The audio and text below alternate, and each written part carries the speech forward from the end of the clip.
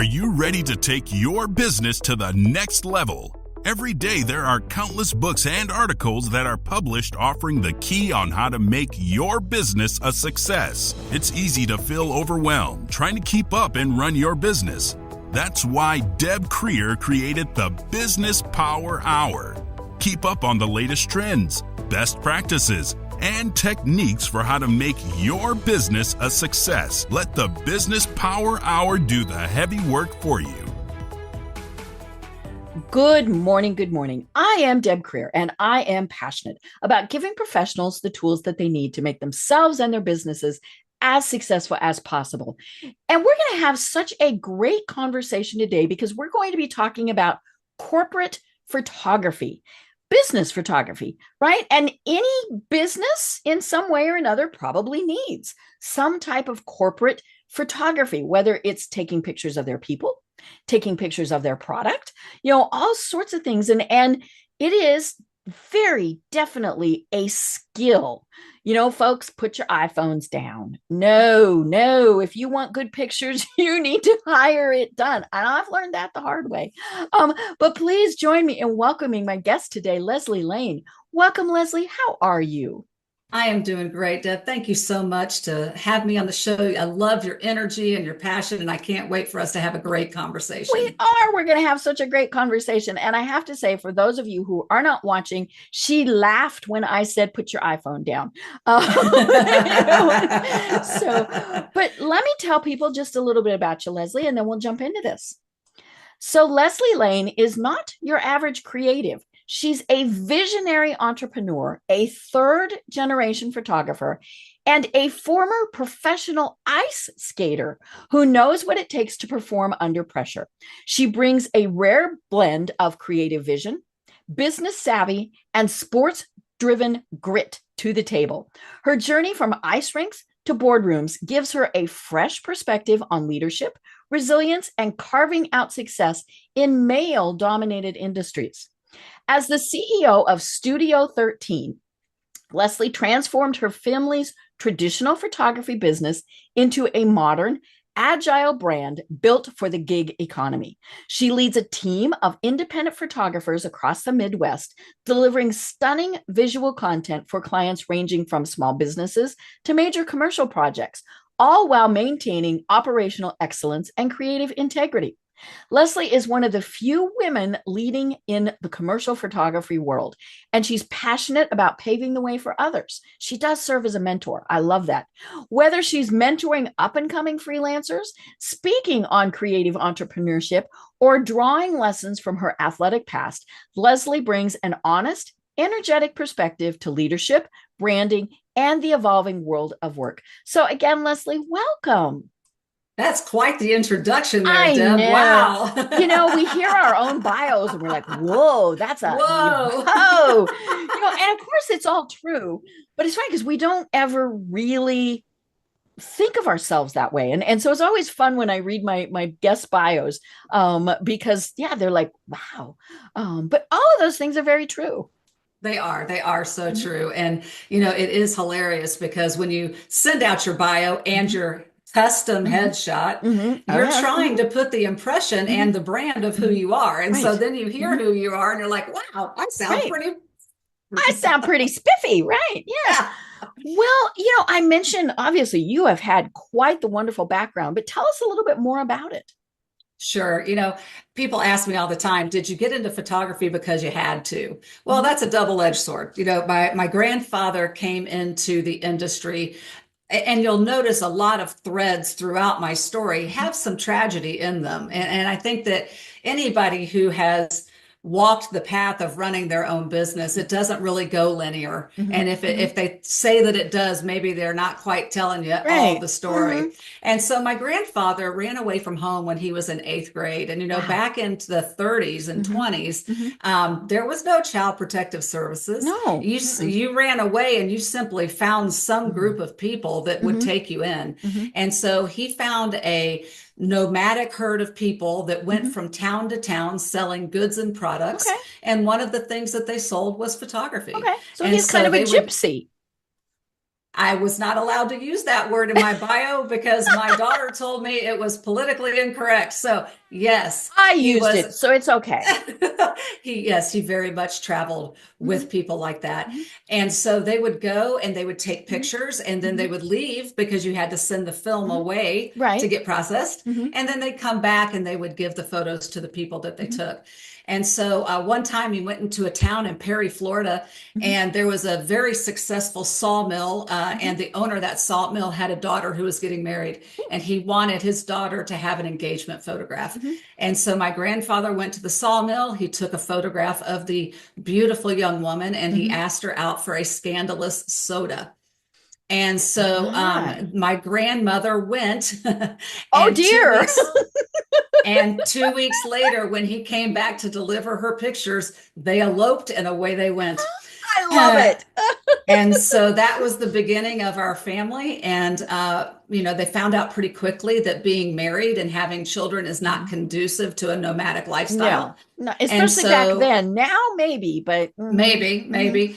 So they went off to Ohio for a little bit and Mhm. worked with the original Olin Mills.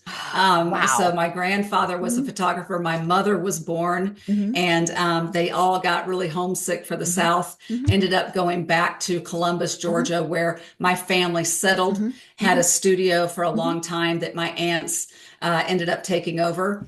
My Mhm. mother married my biological father, Mhm. and that was about the early 60s. Mhm. And it was about the time color photography was Mhm. coming in Mhm. to replace Mhm. black and white Right. photography. Mhm. So we come from a long line of Mhm. photographic pioneers. Mhm. And my mother and father decided that they should start the first color laboratory Okay. east of the Mississippi Mhm. that was separate from Eastman Kodak Mhm. because you were Mhm. having to send all your film Mhm. to Eastman Right. Kodak to And get they were the processed. only one. Mhm. They were the only ones. Mhm. And so my grandparents invested in my parents' business.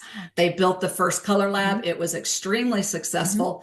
And my mother and dad were traveling to different trade shows around the Mhm. country to Mhm. promote the lab. Mhm. And their marriage kind of fell apart. My Mhm. parents did. And Mhm. so my dad and my brothers stayed in Georgia with my Mhm. grandparents, my Mhm. aunts, my cousins, everybody Mhm. stayed there. And my mother met a gentleman, Joe McGuire, in Mhm. Denver at one of her trade shows. Mhm. And then Gotta they watch those came. Colorado people. You do. They're shifty. Mhm. And so they fell in love very, very Mhm. quickly. Mhm. And my mother moved to Indiana, where Mhm. my stepfather had Mhm. his commercial photography Okay. business. Okay. And so, my brothers, they came up and they did a run. My Mhm. my stepfather had no children, Mhm. and so he was really counting on my brothers to take over the Mhm. industry Mhm. business because Mhm. women didn't do commercial Right. Mhm. photography. It was And always I and was son, not and right, daughter. Mhm. right. Mhm. And I was much younger than my Mhm. brothers. I'm 8 and 9 years younger than my Okay. brothers. And so each one of them came up and it just wasn't their thing. They Mhm. just didn't like Mhm. Indiana. They didn't want to do it.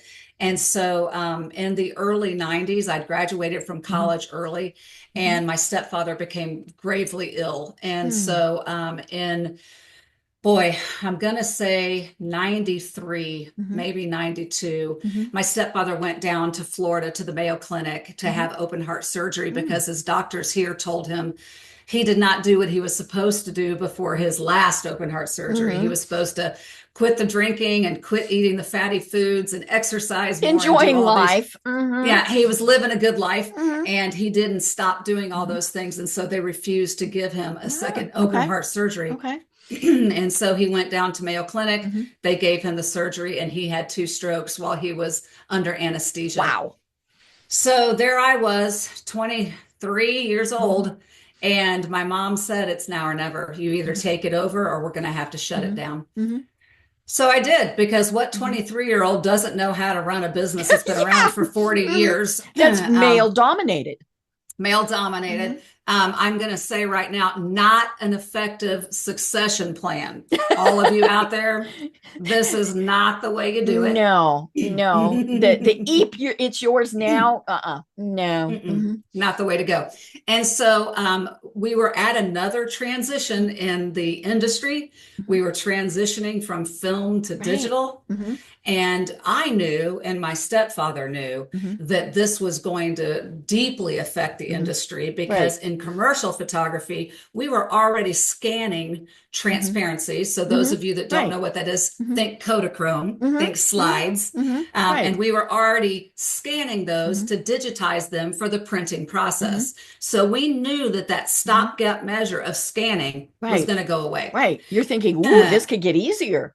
This could get easier. But in 1997, the cost of a good quality digital camera was $200,000. Right. And it weighed a ton. It weighed a ton. It was the size of a small house. And the computer itself was twice as big as the camera. Right. And so my mother and I made the decision and we had a client who was insisting that we were going to take that leap.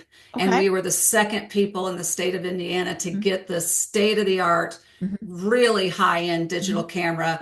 And it probably saved our business because I was too young to be dealing with it. But I was also young enough that I was gung-ho. Right. Why not buy a piece of equipment? Maybe.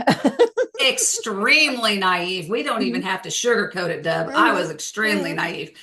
And so I was 6 months pregnant with my first child. I got the camera in on a Thursday. I had my first job with it on a Tuesday, spent the whole weekend learning how to do it, had to fly in my instructors from the East Coast because nobody in Indiana knew how to work it. Right. And then I decided, well, why not? Let's just shoot a job with it. It can't be that hard. Again, not effective planning, but a young person. 6 months pregnant. You know, how hard can it be, Deb? Well, I made it and I did it. And I continued to work with that. But you just don't plan for all the things that happen. Right. That $200,000 camera begins to shrink. The cost of it becomes less. I'm still labored with a payment for a $200,000 camera. And all at the same time, the economy starts to falter in the great world recession of, I always say 7, 8, 9, because it lasted for so long. Right. And, you know, by that time I've had another kid and my marriage is failing and my mom is freaking out because everything's kind of spiraling out of control. And Deb, to be very honest, I lost everything. I lost the business. I lost my marriage. I had to go bankrupt. And my mother said, you can't quit. And I'm like, what do you mean? I got to go get a job, Mom. I mean, I gotta make some money here. I have to pay the bills and buy the food. Yeah. And now that I'm a single mother, it's even more pressing. Right. And so my mother said no. And God love her soul. She is a hard driven type A personality. And she's like, you're the best photographer we've ever had in the family. I'm not going to let you do it. She bought me a new camera out of her own pocket and then bought the rest of my lighting equipment out of auction for me. And I started over again. And that is what has brought me here. That was, oh gosh, 15, 17 years ago now. And probably two other, you know, difficult factors, COVID. Right. You know, you couldn't go do photography.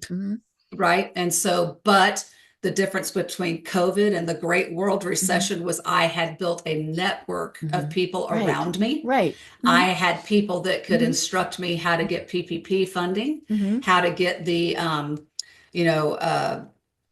what's the debt relief that came from the SBA. And my employee that I had at the time, I laid her off so that she could get unemployment, making more money than she was when she was with me. And I could kind of reset and I could refocus the business. Unfortunately, even though we did amazingly well, we only went down about 10% during COVID. Unbelievable. Right. I lost that key person in my life, my assistant. She had been with me since the very beginning. And it was losing her that made me have to completely transform this business into something more viable. And my daughter said, you know, I'm not going to take over the business. She said, but I will come into the business for a couple of years to help you adjust to losing Tina. And so that was almost 4 years ago. and the business is a completely different business, much more lean, much more successful, profitable, all the things you want a business to be. And we have far more resources than we've ever had, can offer our clients many, many more things than we did. And so it just goes to show everybody, the road is not easy. It's bumpy and it's messy. And, this is how I got here today. Right. Yeah. I mean, there are big potholes, but the key is to climb out of them. I mean, that's the thing. Now, I am curious, is your daughter still with you? She is not. She did exactly what she said. Okay. She gave me 2 years and she was out. Good for her. I love it. And, and I love that she has said, no, it's not going to be and daughter. Right. And it was interesting because, just yesterday, I was having a conversation with a family member of mine about family and legacy. And we were actually talking sports, like the Manning dynasty and, things like that. And I said, we were chatting off the air about the fact that I'm a University of Colorado person. And so, we have shiny little Coach Prime. And of course, he had his 2 sons who played for him and all of those things. And I asked my cousin, I said, it has got to really be hard to be that person, who has a star parent or sibling. You either have to do better than they did, or you have to completely go in a different direction. And I said, and I always wonder about those next generations. Did they really want to do it, or did they feel like they had to? Well, I had a camera in my hand by the time I was 6, my own camera. I got the hand-me-downs, and I had a love for it from a very young age.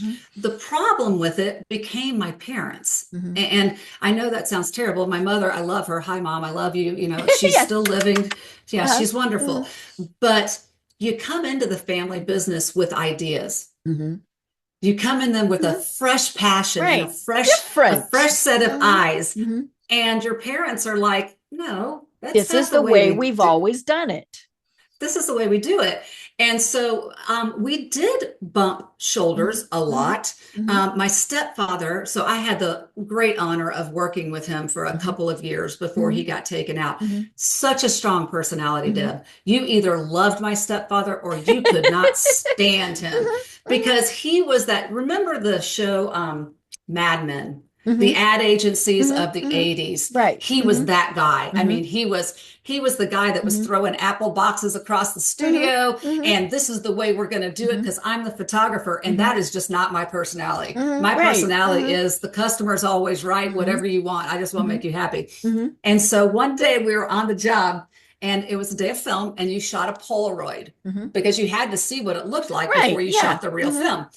He pulled that Polaroid out of that Polaroid holder and hit me right upside the face so that my lip bled. Oh, no. It was a complete accident. Did not mean to do it. But the man was such a proud, strong male that he refused to apologize. And I looked at him. I go, really? Because I'm 22 years old. I know everything. And I'm like, really? And he goes, what's your problem? I go, you're my problem. And I walked out the door of the job, went to the bathroom, cried. Oh, of course. Yeah. The client came running after me. She goes, he didn't mean to do that. I said, that's not the point. Right. He didn't mean to do it, but he still could say, I'm really sorry. I'm sorry. And so I sucked it up, went back to the job, finished the job, but I refused to speak to him for the rest of the day because I had principles. Yes. And you know what? Good for you for standing up to him. I mean, that took an incredible amount of courage. So I probably wouldn't have done it to my mother because I was much more afraid of my mother than I was my father. We were, right? We were always afraid of our moms. Our dads, you could kind of, they all died. Yeah. Right. So we get in the car and he says, are you done pouting? And I said, I'm not pouting. I said, I'm furious. He goes, well, you just need to get over it. I said, no, you need to decide if you want to see your grandchildren ever. And he just looked at me, goes, are you threatening me? I said, I'm not mad that you hit me. I said, I am mad that you couldn't just say you were sorry. Right. And he just looked at me, goes, Yeah, I should have said that. I'm like, that's all you had to Mhm. say. And so that was it. We never talked Right. about it again. It was Oh, no yeah. big deal. Yeah. But it was those little things that I'm like, Mhm. I don't know if I want to do this. Mhm. I don't know if I want to follow Mhm. in your footsteps. Mhm. And so, would I have taken it over? Probably not, because Mhm. I had already written my letter of resignation. Mhm. They had gone to Florida, and I had Mhm. agreed to stay on until they got back, Mhm. and they never came back. Mhm. Right. So Because he didn't he make it didn't. back. Mhm.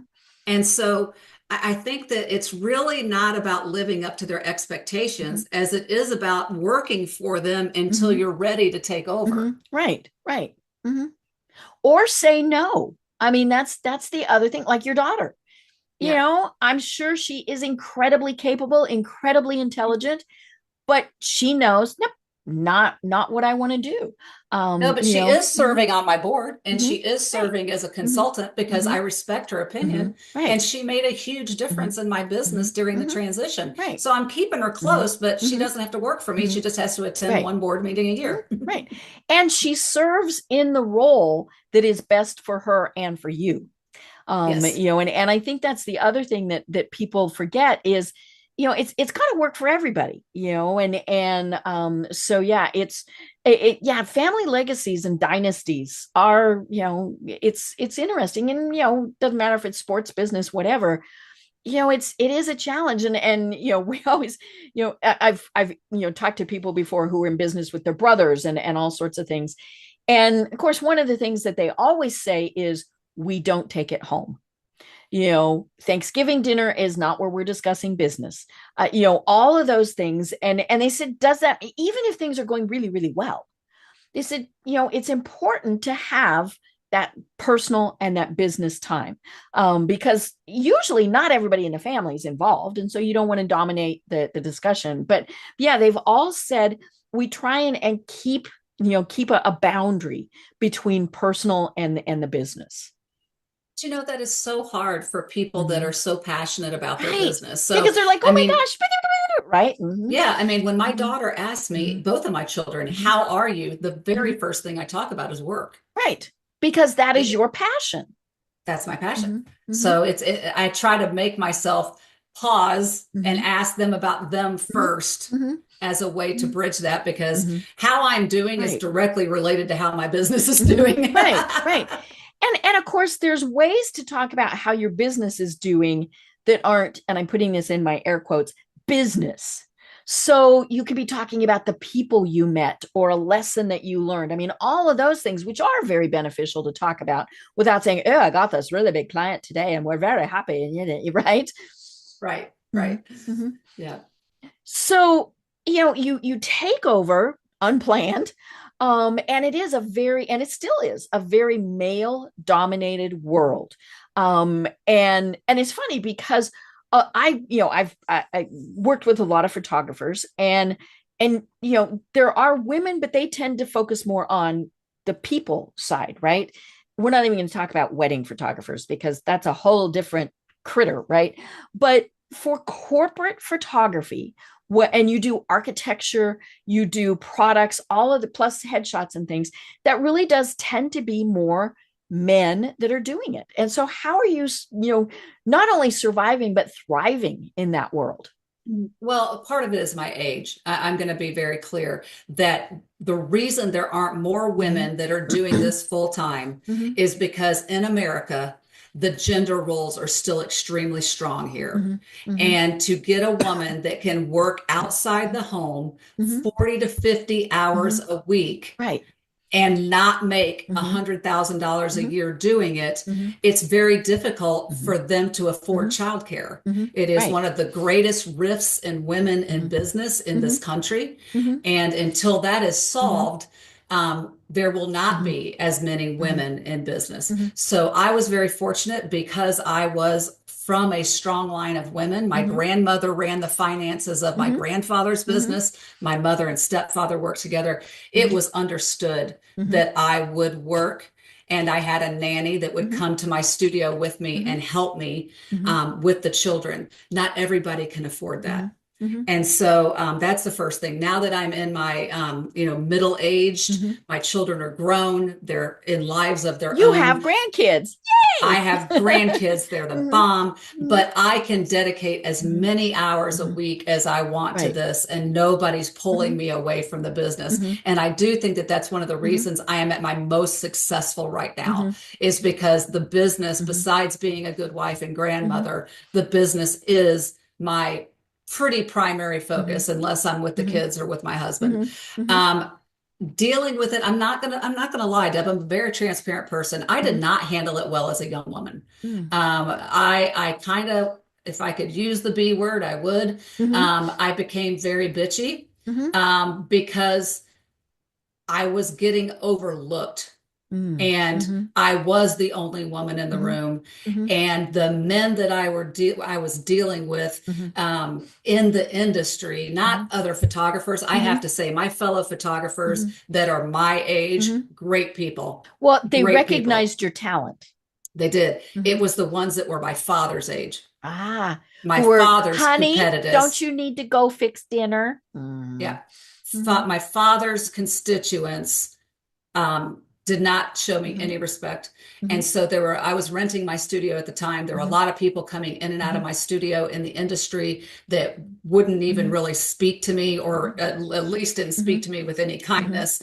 And so I did show my rear end several times. Mm-hmm. Mm-hmm. And I've gone back and apologized as I've mellowed. Mm-hmm. But I am grateful that those gentlemen, one in Mm-hmm. particular, who's a dear friend of mine, has said to me to my face, "What was your choice?"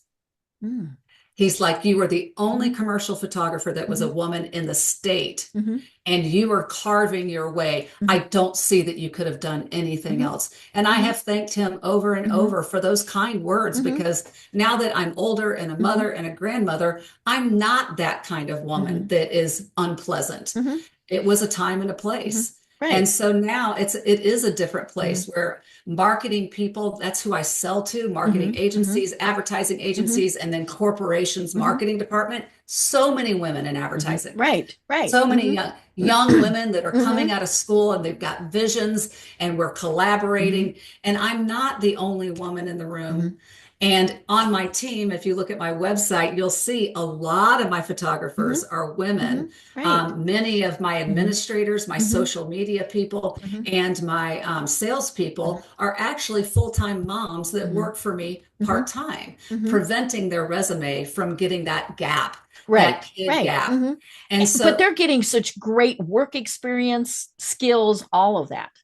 yes. And Mm-hmm. so I feel like that I've kind of come full Mm-hmm. circle, even Mm-hmm. though when I'm out selling, are there a Mm-hmm. lot of male photographers out selling? No, not really. I'm really the only one that's at these networking events. Mm-hmm. But then I look at my team, and I Mm-hmm. look at the young women that are Mm-hmm. coming behind Mm-hmm. me, and I'm just so proud of them Mm-hmm. and so grateful that they Mm-hmm. can, be a part of my Mm-hmm. team.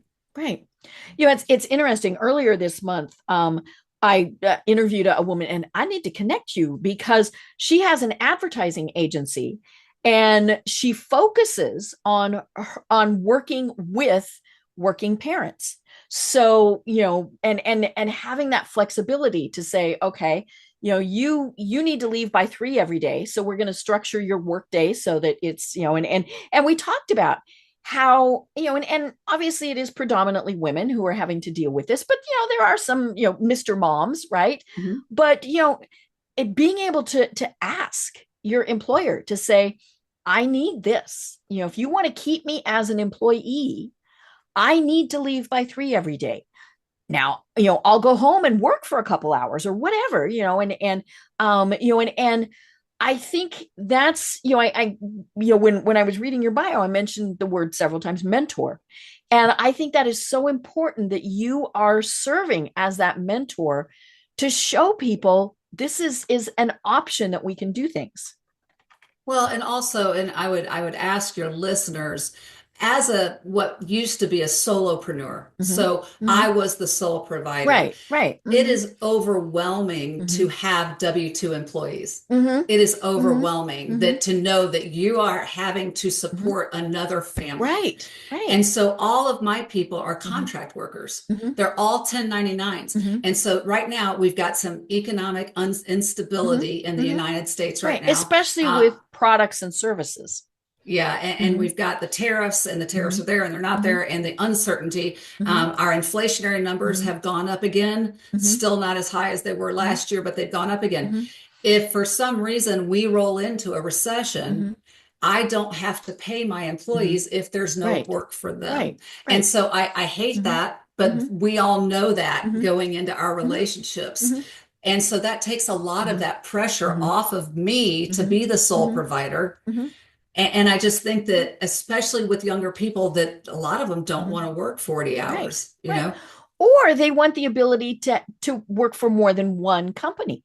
Exactly. And I think that's one of the things that we're really seeing people doing a lot of is, okay, you get 10 hours of my week, you get 10 hours of my week, my kids get, a whole bunch, whatever it is, but they, and whatever the age is, I do this.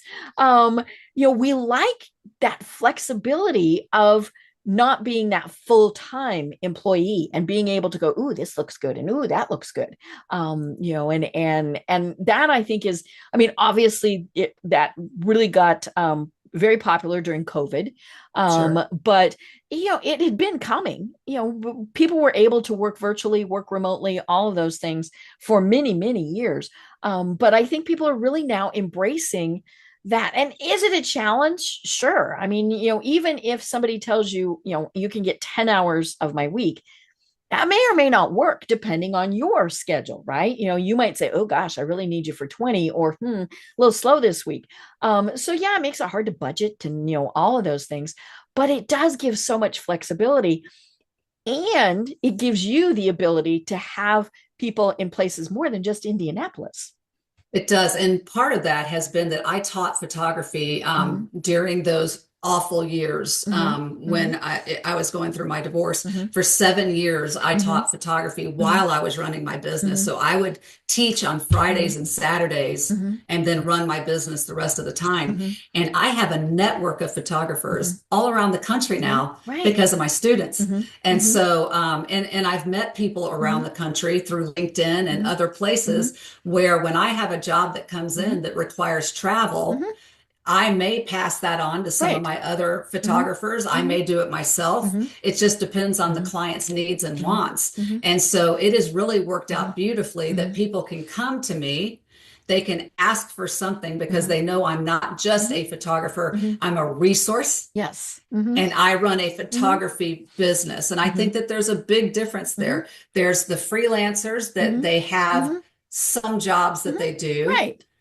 There's the hobbyists that they Mm-hmm. just do it for fun. Mm-hmm. And then there's me, where Mm-hmm. I run Mm-hmm. a business Mm-hmm. to give my clients Right. everything that they Mm-hmm. need. Mm-hmm. And as you were saying, your available resources are incredible. Mhm. And I think that's something that people really do value, because they can come to you and say, okay, hey, I'm in Denver and I need this, or I'm in Atlanta and I need this. And of course, the nice thing is then you can say yay or nay to even taking the job. But then it's okay, that sounds interesting. They need me on site, or, Susie can handle it.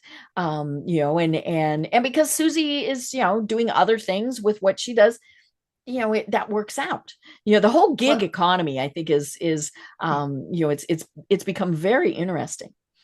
Well, and what I do a little bit differently is that all of my photographers sign a non-solicit. So Okay. whatever Mm-hmm. clients I'm working with, they Mm-hmm. can't Right. pursue, Yes. but they Mm-hmm. can pursue their own Mm-hmm. jobs. Mm-hmm. But then I train them. I Mm-hmm. train them in how to do things Right. according You to have what your methodology. I Mm-hmm. have. My methodology. Mm-hmm. I also have policies and Mm-hmm. procedures for how Mm-hmm. everybody behaves, Mm-hmm. social media, what do you wear? Mm-hmm. How do how do you Mm-hmm. behave? Mm-hmm. But what my clients are doing is that I've got one client in Mm-hmm. particular that they're really Mm-hmm. pushing back against Mm-hmm. AI and they're Mhm. pushing back against highly Mhm. edited files. Mhm. And they're having me go all around the country to Mhm. photograph their people so that they look real. I love That it. Mhm. they feel that it is extremely important that their people represent Mhm. who they are out in the Mhm. face of the Mhm. public, Mhm. so that when they're engineers, Mhm. they're doing great things, Mhm. bridges, and I mean Mhm. we're talking Mhm. huge projects Mhm. all around the country, and they don't want their Mhm. stakeholders to see them as anything but Mhm. authentic. Right. Mhm. And so Mhm. that's one Mhm. client, and Mhm. how we're working Mhm. with them to give them that Mhm. consistency Mhm. across the country and also give them Mhm. the authenticity that Mhm. they require. Right. We're going to talk more about AI, but I want to go back to the non-solicit comment that you Mhm. made, because I think it's very important for our listeners and our viewers, if you're hiring freelancers, consultants to work for you, to have that as part of your agreement with them. I have my own agency. I do exactly what you do. I hire consultants. I don't have any full-time employees. I hire for what I need, and then they go do whatever else. And many years ago, I still did the world is wonderful. We don't need contracts, right? And and so I was working with this person on a big project. I mean, it was a brand new business. And so we were doing everything marketing for them. We developed the logo, we did the website, we figured how they were going to paint the front area. I mean, all sorts of things. And the client were actually friends of mine. And the my graphic designer knew that. She knew that I knew these people. And I get this phone call one day, and my friend says, "You got a problem." And I said, "Ooh." And he said, "Your graphic designer reached out to me and said, you know after this project is done, just know that if you work directly with me, it will be less expensive." I mean, that was true, because you have, overhead costs and things that we as the business have to add. But, but I was not happy, because, Well, no. right. And so I contact the graphic designer. And the first thing that happened was, "Oh, I didn't do that." Denial. Right. And I said, "Honey, I have the email that you sent to them." And, we parted terms or parted company, right? Mhm. But it did teach me that you need to have that non-solicit. And to me, it goes both ways, right? Because that contractor has clients of their own. And so I shouldn't try and wheedle my way in to them either. And so, yeah, you should always have a non-solicit. It can be pretty simply written, but it's, you don't poach clients, is in essence what it is. You don't. And I've got one photographer, and she's probably the closest one that does what I do. So, Mm-hmm. like, my event photographers Mm-hmm. are wedding photographers, Mm-hmm. so they don't really compete. Right. My Mm-hmm. videographers and Mm-hmm. drone operators, they don't really compete. Mm-hmm. And so I've got this one girl, and every Mm-hmm. time she sees something on social media about a client I Mm-hmm. worked with that she didn't, Mm-hmm. and it is somebody she also has worked with, she will send me an email Mm-hmm. immediately and say, Mm-hmm. "Hey, I just want to let you know that Just an I have FYI. also, Mm-hmm. yeah, I Mm-hmm. have also Great. shot for that Mm-hmm. client." And so being open with each Yes. other, Mm-hmm. Mm-hmm. having those lines of Right. Mm-hmm. communications. I don't want to get into a Mm-hmm. fight with my Right. team. Mm-hmm. They don't want to get into Mm-hmm. a fight with Mm-hmm. me. We support each Mm-hmm. other. So Right. don't be afraid to Mm-hmm. say, "Hey, I'm Mm-hmm. concerned about this." Mm-hmm. It's Mm-hmm. easier to have the Mm-hmm. conversation before there's a problem than to Mm-hmm. wait till there's a problem. Right. Yeah, because when there's a problem, it's painful. Mhm. And yeah, because I lost that graphic designer in the middle of the project. And the funny thing is, if she had said, "I'm really sorry," kind of like you were saying with your stepdad, right? Yeah. If she had said, "I'm really sorry, I should not have done that," we would have been perfectly fine. But because her first thing was to say, "I did not do that," no, I mean, and more than anything, it meant I was never going to trust her again. Right. And you hate to do that, but this is business. And yeah, I mean, it was a challenge. And so, yeah, I have contracts with my consultants now. They're pretty simple, they're pretty basic, but they explain things like that. And Yeah. and again, we're covering both sides. To me, that's what a contract is for. You're covering both sides. covering both sides. In my industry, I'm actually sending people out in the field. So they are actually, I won't be with them at all. Right. They and are they're representing my representing company. you. Yeah. Yes. Yeah. They're wearing my logo. They're, Right. they're, as far as the client knows, they are one of my team Right. members. That's why they're on my Right. website. And so you've got to consider all of that when you're outsourcing people. Right. Yeah. And you mentioned social. I mean, you might have the absolute best employee or best consultant freelancer in the world, but they're posting about their drunken debauchery weekends. Well, and I tell people, you're obviously free to post whatever you want to post. I mean, and however, you always need to know there could be ramifications. And fortunately, I've never had to deal with something like that, but I do watch it. Because like you said, your client sees that logo on their arm. And they, so if then they see the picture of something that, is controversial, and I mean, it also goes for religious posts, politics, right? All of those various things. And people have to be able to be authentic. I get that, but they also have to always recognize, what the ramifications could be. Yeah. And in our policies and procedures, my freelancers are not allowed to connect with any of our clients on social media unless they're already friends. And then I've also put in a stipulation that on LinkedIn, because that's where my salesperson and my administrator connect with our clients, you are not to post anything personal on LinkedIn at all. Right. So we lay all of that out. Yeah. And it's like you were saying, it's communications. If you tell people this is what you can do, this is what you can't do, and you've signed that, then it's easy. It's much better than going back and saying, hey, I saw that you did this. And just lay it out at the start. Yep, absolutely. 100% cool. Communication. Yeah. Okay, so let's go back to the elephant in the room, that elephant named AI, right?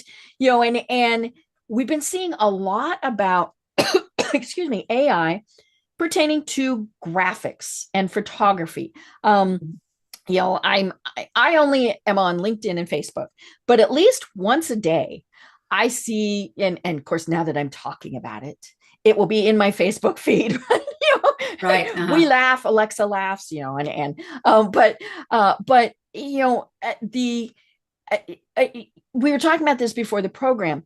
It's one thing to have an AI generated building, but pictures of people, I don't think can be AI generated and have them be what I want. They're not going to have that twinkle in their eye. They're not going to have the direction that you wanted, right? I mean, you can generate a lot of what we do now with AI, but it misses that personal touch. So talk to me more about that. Yeah. First and foremost, if I've learned anything in my 30-year career, don't be afraid of technology. Lean into the technology. Like you said, black and white to color to digital to whatever we're doing now. Yeah. And figure out how it can make you better at what you do. Right. So I may be stupid to say I'm not afraid of AI. I think that AI, it's already having an impact on my business in multiple facets. So those of you that are not familiar with the Adobe Creative Suite, AI has been a part of that for years. It's incredible. Years. And I've been using it for years. So from an editing standpoint, AI in the Adobe software has made me faster, better, more efficient, and able to actually make my clients happier because we are able to do things that we were not previously able to do. Now, that being said, it's not really ready for prime time yet. So if you are wanting to remove a truck, so I take a picture of a person, there's a truck behind them, pretty easy. Stop signs.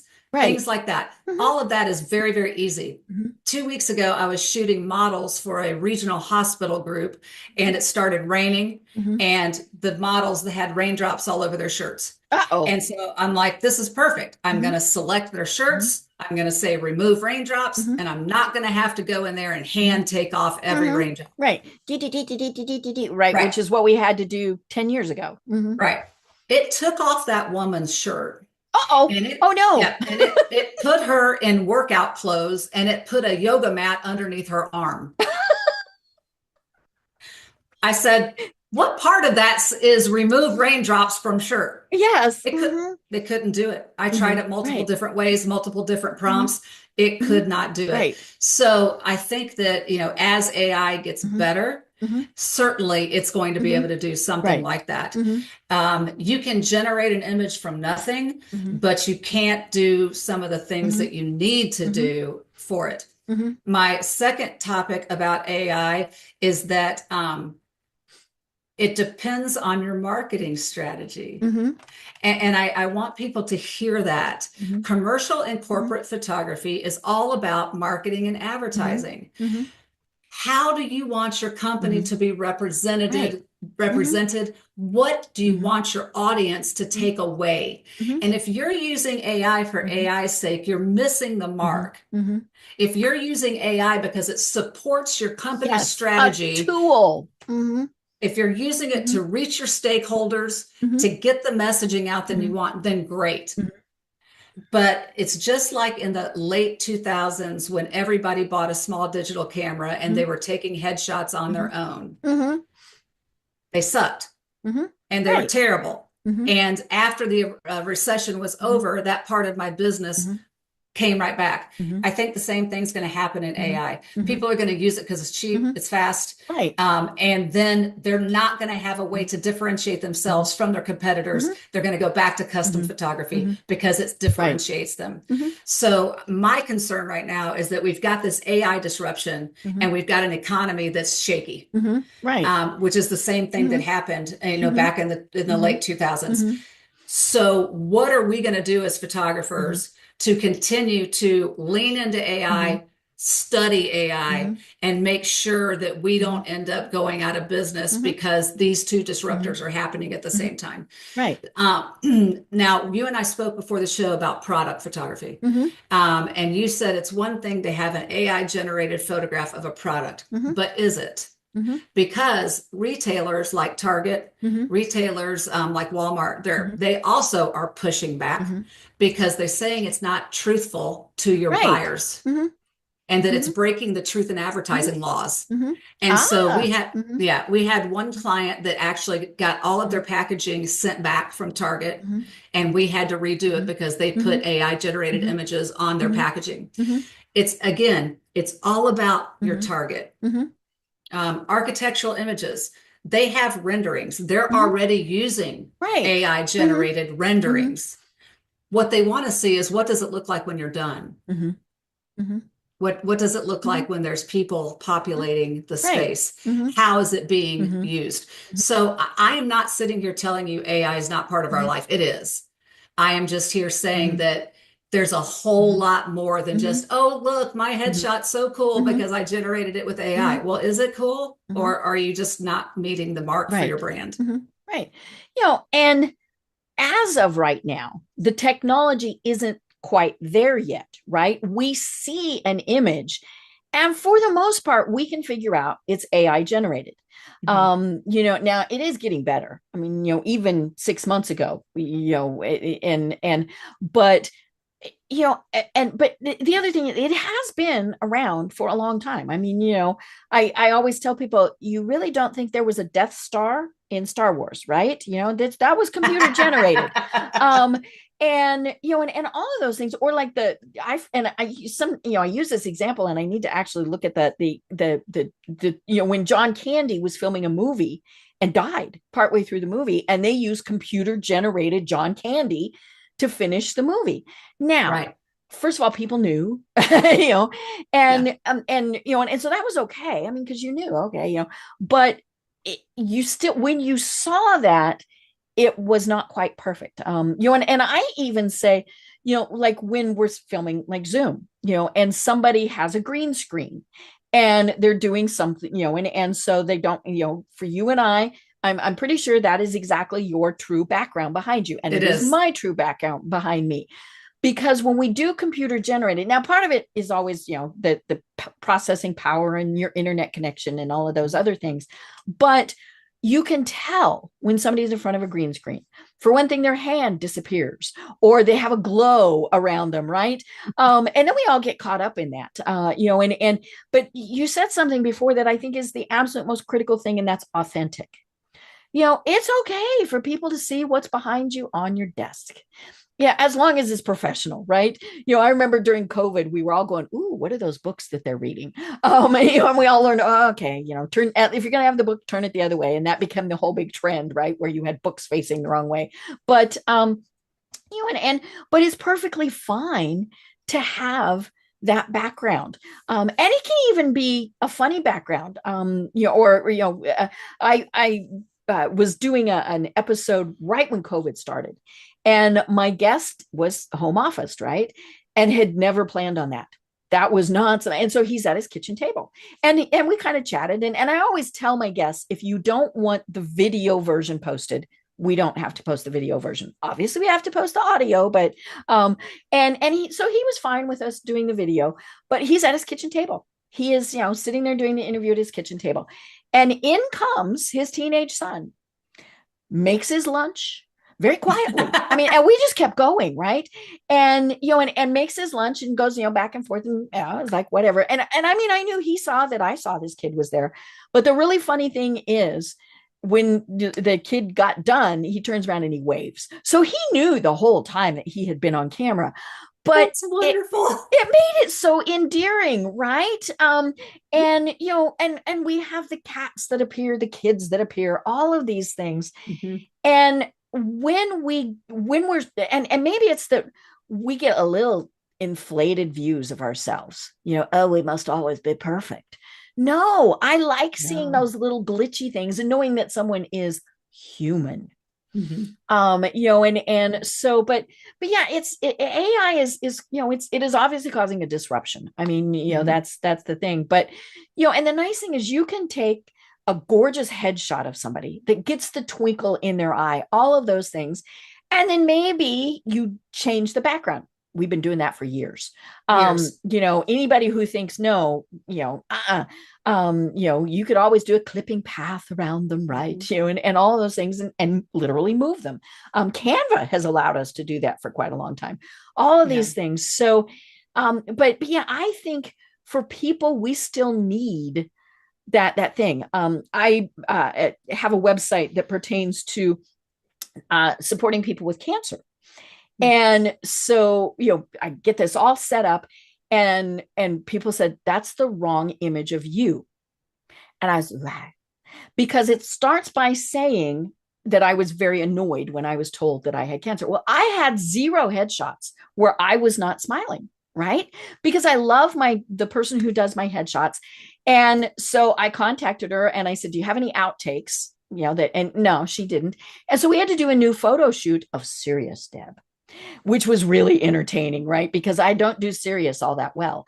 But a person was able to capture that. I don't think I could have told AI, I need Serious Deb. I should have, just to see what I would have gotten, because I'm sure it would have been. You should do it now. I know, it would have been absolutely hysterical, right? But yeah, we need people to be doing all of that. We need people to be still writing the books and writing the screenplays. Is technology going to change? Well, sure. It is changing by leaps and bounds, but I don't see it ever taking, being able to add the personal, authentic touches. Especially for what I do. I just feel like that my business is so customer forward. Mm-hmm. And people that don't understand the business between portraited wedding and corporate photography, I am a B2B business. I'm a business to business person. And so you are not dealing with bridezillas. I'm not. The worst thing I get is, like, sometimes I have to shoot dogs and children because it's part of an advertising campaign, and sometimes they don't behave, but that's like the worst it gets. Right. And I love dogs. So, but if my client looks at me and says, I need this, and AI can give me that, then I will use that AI to meet my customers' needs. Right. And that's just the way I'm seeing it going, is that because everything I do is based on that client's branding message, right, their marketing message. And so I'm hopeful that AI and I can be friends and that we can work I've together. named mine. Yeah. Yeah. Yeah. That's I hilarious. actually asked it to name itself, and it came back with really funny things. And I'm like, no, no, no, no, no. And so it's Sage. It Oh, named I itself like that. Sage because it has wisdom. And I just thought it was very funny. But yeah, That's so when I perfect. use it, I say, hey, Sage, how are you doing? And Sage responds. It's very strange. It's, I think it flirts with me. But but it is still just a tool. Yes. Yes. And you're right. It doesn't have a soul. It cannot. And I said to my husband last night, imagine a person who sits behind a computer who's not a photographer, who's generating images, and then has to go talk to a real human being about their branding and marketing. I said, that person that knows how to use AI can't do that. You have to have a business person, a photographer, and AI working together. Right. And the people who are going to be successful are the ones who use all of it. We've talked about that on other programs. The people who are saying, I am never going to use AI in whatever it is are going to get left behind. Sure Because everyone around them is using it. I use it to draft my marketing materials. I use it to draft my social media posts, but I still will go in and go, oh, that's not a word I'd use. Or, and because sometimes it gets really flowery. And I'm like, no, but mine says, I'm going to add it, and this is what it will tell me. Do you want me to add a little Deb sparkle? So it knows that I like sparkle, right? But if I'm saying, okay, now help me write a LinkedIn post, it will say, okay, I'll tone down the sparkle and make sure it's professional.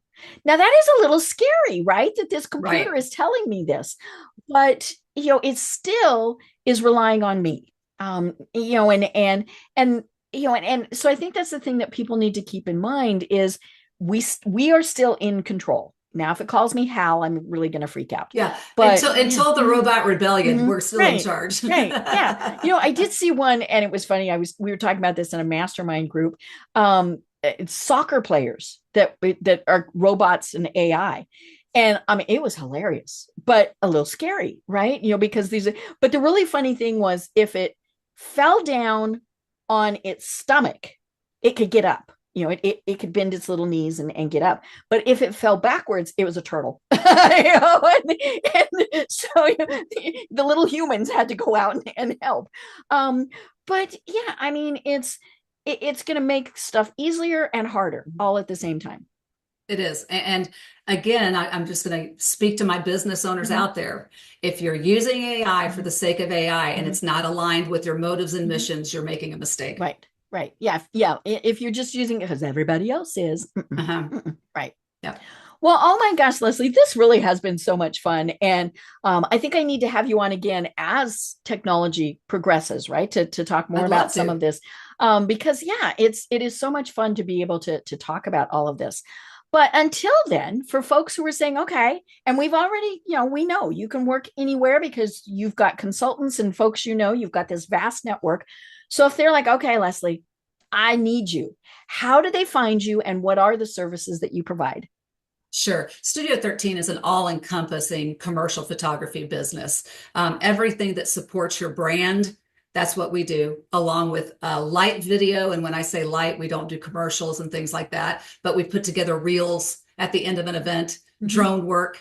And we do that through studio13online.com. You can see portfolios, you can see my team. We are nationwide. We can go anywhere in the country. Do have a passport, would cut you a deal if we need to do something overseas. Okay.